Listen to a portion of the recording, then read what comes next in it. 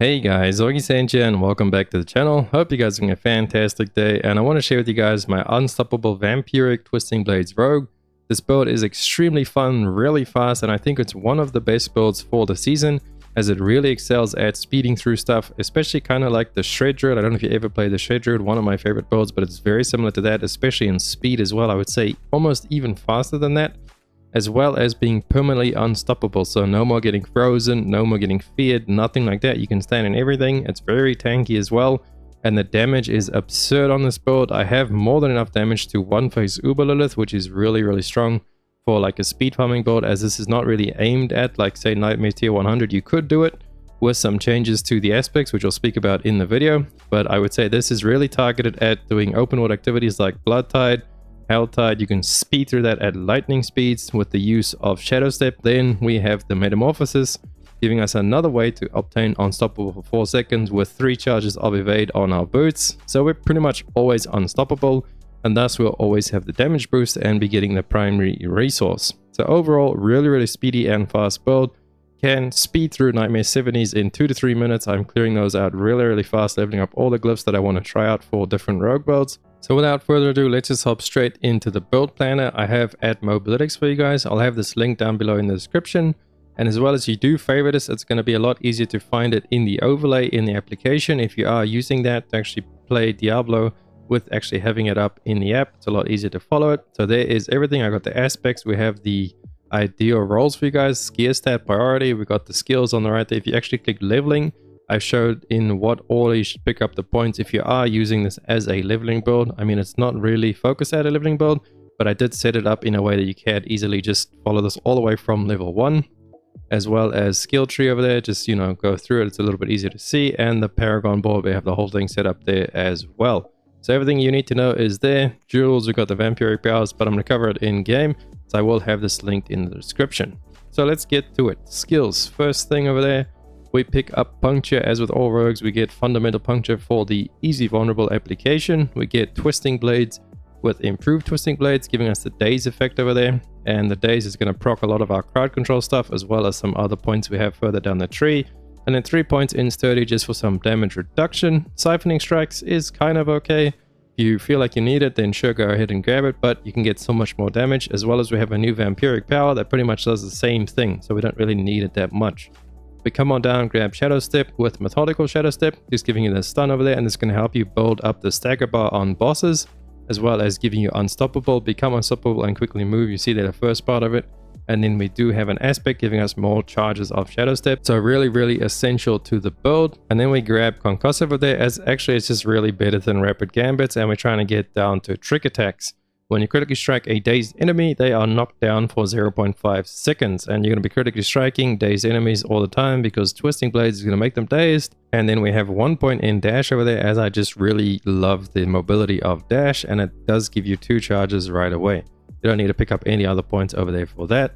But we come down, pick up Poison Trap, 1 point with countering Poison Trap, just giving you a chance at resetting the cooldown of your imbuement skills, as well as we do have an aspect that does that as well, so giving you massive resets on your poison imbuement. We do grab Exploit over there, 3 out of 3, and Malice 3 out of 3, just for some more flat damage against injured as well as vulnerable and healthy targets. So pretty much just damage across the board.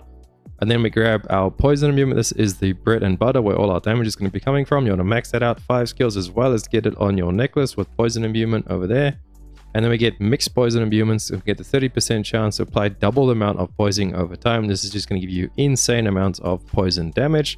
Then we grab Deadly Venom, more poison damage, 2 out of 3 for Debilitating Toxin, just makes enemies do less damage to you.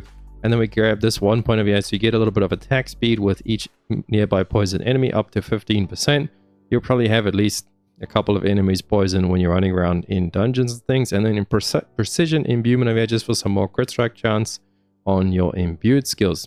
We come on down for Innovation over there. This is just to help you with energy. And then Alchemist Fortune again, giving some more lucky hit chance. Second Wind, giving some more energy with lucky hit chance and everything as well. Really good overall. And then 1 point in Adrenaline Rush and 3 points in Haste. While at above 50% maximum energy, you gain increased movement speed, while below you gain increased attack speed. So you can get back up to the energy and get your movement speed back, as this build is all about going fast. And we got Close Quarter Combat, although I do Actually want to be using momentum sometimes. Like I switch between these quite often because I do like the movement speed over there from momentum, but close quarter combat I believe is more damage overall. So maybe use this if you're trying to go after like some of the new Uber bosses, and momentum if you're just speed running through content is really strong. So that's how we have the skill tree set up. And then the Paragon, I do want to give a massive shout out to Lucky Luciano, as before this season I knew nothing about Rogue, and I've gone through and watched all of his stuff about Rogue. Amazing content creator for the Rogue, and his community just does crazy work. The Paragon board is completely all his. I don't want to take any credit for this Paragon board.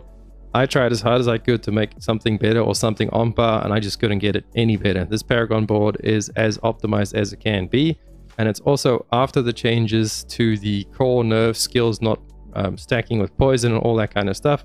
This is the reworked final awesome one. So let's go ahead through this board. It's absolutely insane.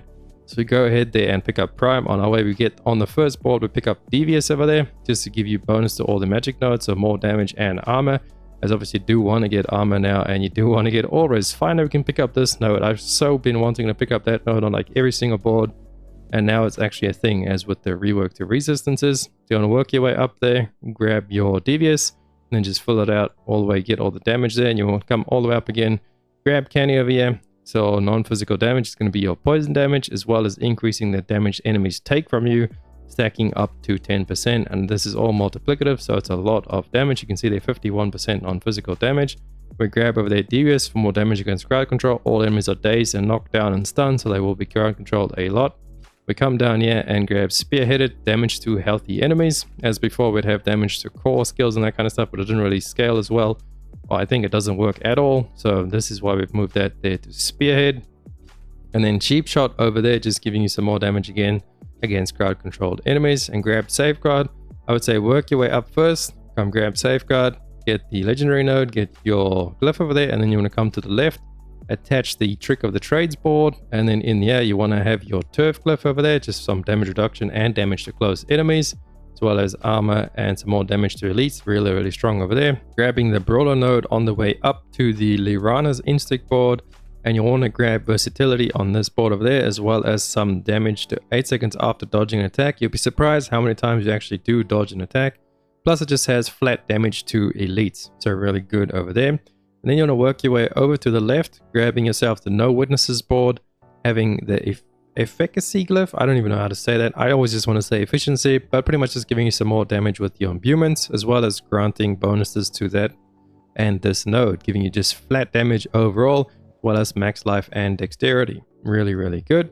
And then once you've grabbed those, you want to come to the right, and now you work your way up on this middle. So you go past from the Safeguard up into the Eldritch Bounty. You want to grab the node over there, and also want to grab the glyph down here, and you will put Chip into this glyph over there, just some more increased damage.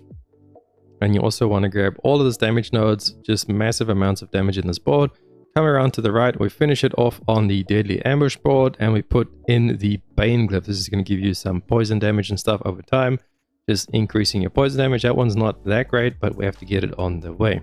And the strength, I don't think we'll actually be able to get that strength. Another point I want to say out is trying to get all stats on some of your gear pieces, as it will fill out all of the stats you need to get all these things. That one there was pretty close for me, but I did manage getting it after re-rolling some all stats on my crossbow. So that is it for the Paragon board. Another shout out to Lucky. Massive Paragon board for you, dude. So let's have a look at our gear. We're going to go through the aspects and the stats at the same time, so piece by piece. Aspect we have on the helm is Aspect of Might, which is just damage reduction. We go for total armor, cooldown reduction, and poison imbuement. That basic skill attack, I don't actually want that on there. I want to have either a resist or max life. In my case, I would actually say a max life roll on there would be better, because I have actually capped out my resistances pretty much. My fire raise is like almost capped, but it really doesn't matter being so close. So that's what I would say is best in stock for your helmet. I do have this all written down on the Mobalytics over there. I have all the stat priorities and everything for you. So just so you can see everything. I'm just showing you in game so I can kind of reference it with my resistances. And then on our chest, we are using Disobedience just for the armor. Damage reduction from distant and close is the most important. And then max life total armor. On mine, I have something pretty close. I just have damage reduction from poison instead of close enemies. Haven't actually gotten that roll yet. And on the gloves, the aspect we are using is Inner Calm. You can kind of play around with aspects on the gloves. I was playing around with Edge Masters and Inner Calm, but then Inner Calm actually gives you gives you the damage faster than Edge Masters, or you do need to stand still for 2 seconds to actually get the same amount of damage that Edge Masters would give you if you are at full energy. So it's kind of iffy. Really, you can put whatever you want there. I wish we could get the, I think it's Ghost Walk or something. Whenever you're unstoppable, you can move unhindered through enemies. I wish we could put that on gloves, because that I would put on there without a doubt. But anyway, we can't, so we are using Inner Calm. Stats, we're going for Crit Strike, Lucky Hit, and then Twisting Blades. Those are the 3 most important. And then Lucky Hit, Chance to Slow is actually really important too. So I would say that is probably like a God Roll glove there. Maybe you could switch out the Crit for attack speed, but I feel like the Crit does synergize with all of our other stuff, although Crit doesn't really do too much for poison. So you could argue and say attack speed is better. Up to you. You just want to make sure you have the Twisting Blades on there, as well as the Lucky Hit Chance itself and the Lucky Hit Chance to Slow. And then let's move on to the pants. We have the Tubalt's Will over here. This is the new unique pants that give you damage when you are unstoppable and for 4 seconds afterwards. So you pretty much always have this damage buff, and then you also gain 50% or 50 of your primary resource. And how the build is set up, we are pretty much unstoppable all the time, so you will have this buff all the time. If you don't have these pants, just use yourself a defensive pair of pants. I believe there's one where you take less damage from crowd controlled enemies. I forgot the name of the aspect. Do I actually have one? Nope. But yeah, use that, and then until you find yourself these, you'll just have a little bit less damage, but you'll still be doing fine, as this build has insane amounts of damage. Moving on, we got the boots over here. The Ravengers aspect is what we're using on there. It's giving us the 2 charges of Shadow Step, and it will refund a charge if you do kill a enemy with this. So if you actually end up Shadow Stepping to a smaller, like little enemy and kill them, you'll get the charge back, so you can just Shadow Step again right afterwards. But you have so many ways of just, you can dash twice, you can Shadow Step twice. We can evade 3 times with a Vampiric Power. Metamorphosis makes you unstoppable. It's insane.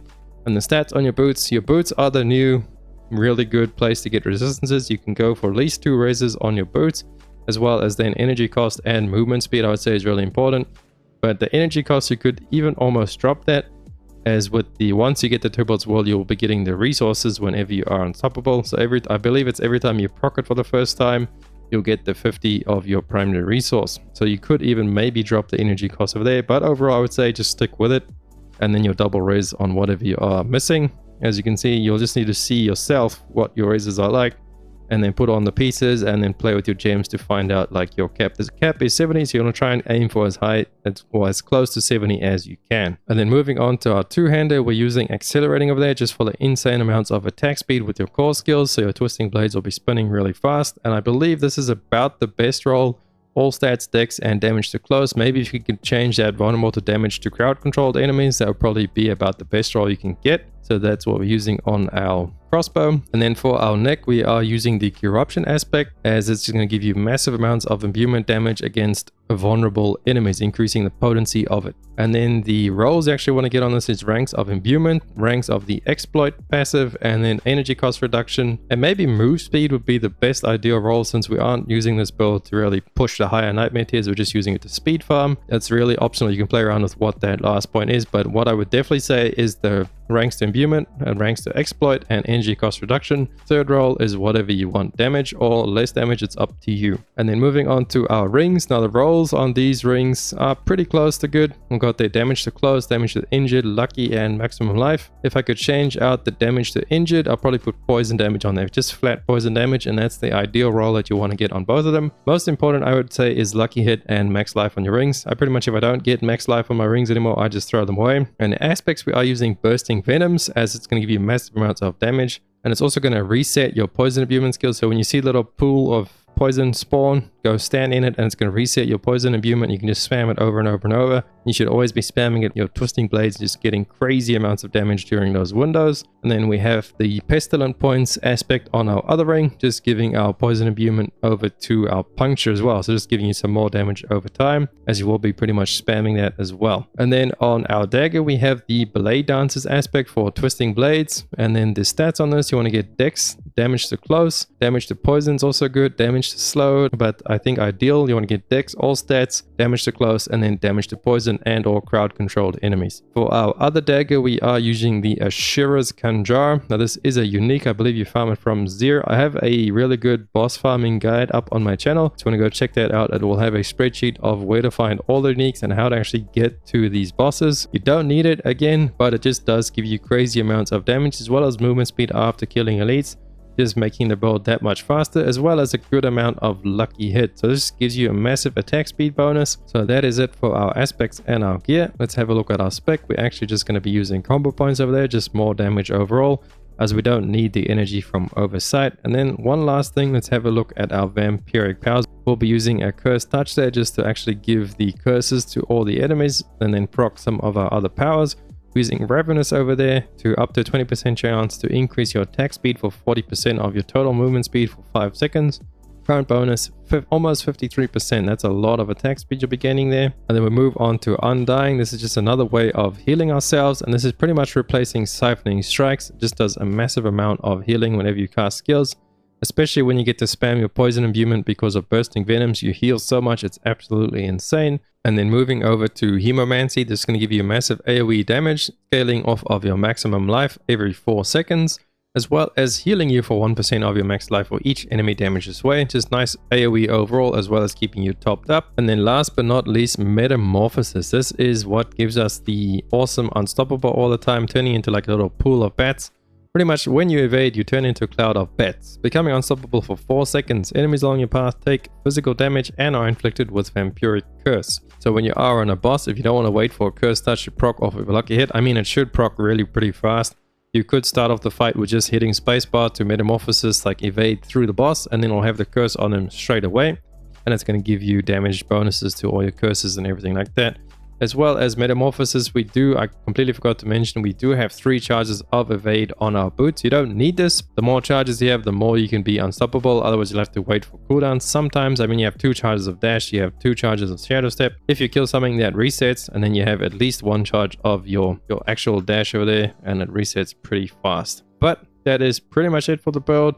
I don't think there's anything else. If you guys have any questions, ask them down below in the comments. Hopefully you guys liked it. If you did, please drop a like and a sub to the channel. It helps me out so much, and I will catch you beautiful people in the next one. Augiesaint out. Run free and dive into the sky. Hear the